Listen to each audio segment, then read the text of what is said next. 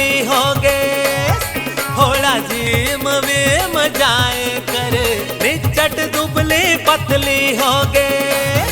थोड़ा gym Vim जाए करे हाय मोर बेबी डॉल बन काजू बादाम खाए कर अरे हाय मोर बेबी डॉल बन काजू बादाम खाए करे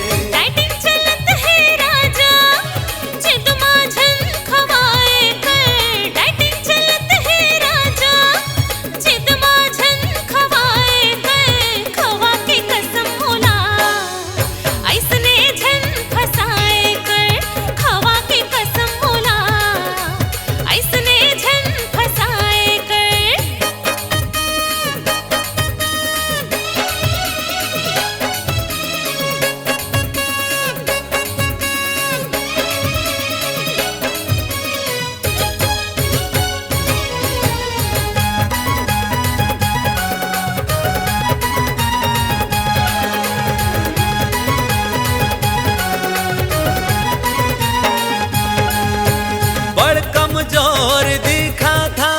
काहे के तोला संसो बेबी काहे के तोला संसो हमर माया के बैहा फिकर में हाँ कह थो राजा फिकर में हाँ कह थो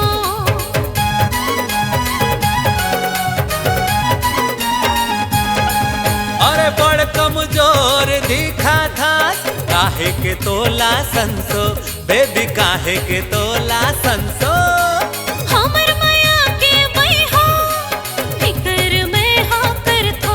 राजा फिकर में हाँ कर थो मोर रहत ले बेबी तै झन घबराए करे मोर रहत ले बेबी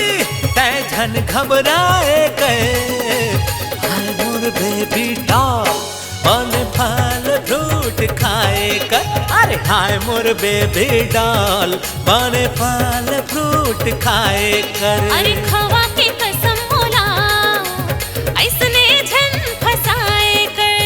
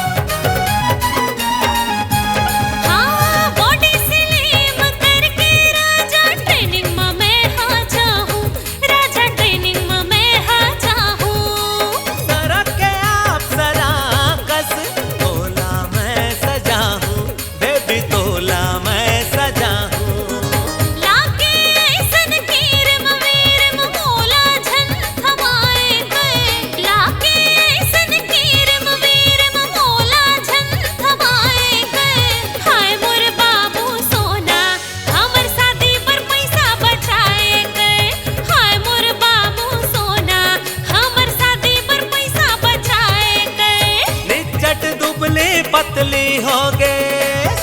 थोड़ा जिम विम जाए करे निचट दुबली पतली हो गे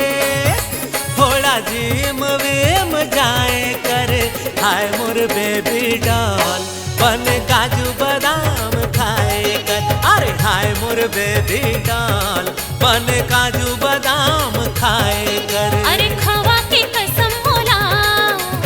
ऐसने झन फसाए कर खवा के कसम मोला ऐसने झन फसाए कर अरे ले बेबी खा ले जबरदस्ती झन खवा ना जी।